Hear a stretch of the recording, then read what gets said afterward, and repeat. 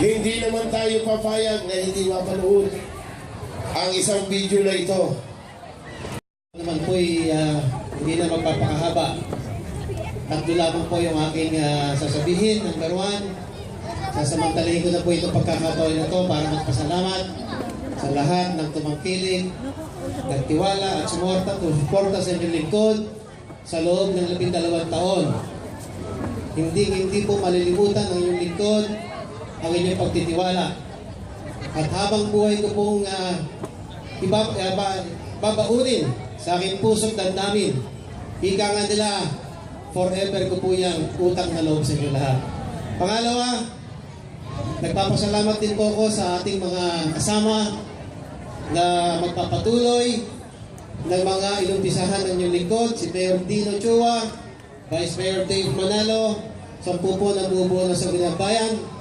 Pinasasalamatan ko rin po ang ating mahal na gobernador o Governor in Waiting, Governor Boying Remulla, sa kanyang pagtitiwala na isama ang lingkod doon po sa Kapitolyo para maging bahagi ng pag-aayos ng servisyo ng ating Kapitolyo. Ngayon din po kay Vice Governor John Revilla na patuloy na tumutulong mula pa po noon. Nung yan po ay naging board member pa, tumutulong na po yan dito sa bayan ng Noveleta. Ang pangatlo po ay ang aking lamang pong kahilingan sa ating mga kababayan na suportahan ng buong buo ang lapiang ito. Ngayon din ang aking pakiusap sa lahat ng mga kandidato ng Partido Magdalo, lalo-lalo na po dito sa bayan ng Noveleta, na huwag pong mag-iiwanan. Noong 2010, out of 10 candidates, siyam ang nanalo sa Partido Magdalo.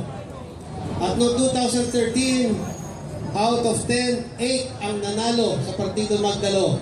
Isa po dyan ay independent, si Vice Davey. Pero kasama rin po natin yan noon. So, sa ating mga kandidato, maging tapat po tayo sa ating pagsasama sa sabi nga ni Gov.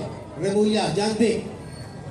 Tapat sa usapan, tapat sa bayan. Kaya tandaan nyo na lamang yung mga bilin sa atin ni Governor, walang lugar sa atin ang pagtataksil sa kasama. Magtulungan kayo, magsama-sama kayo, huwag kayong pag-iiwanan.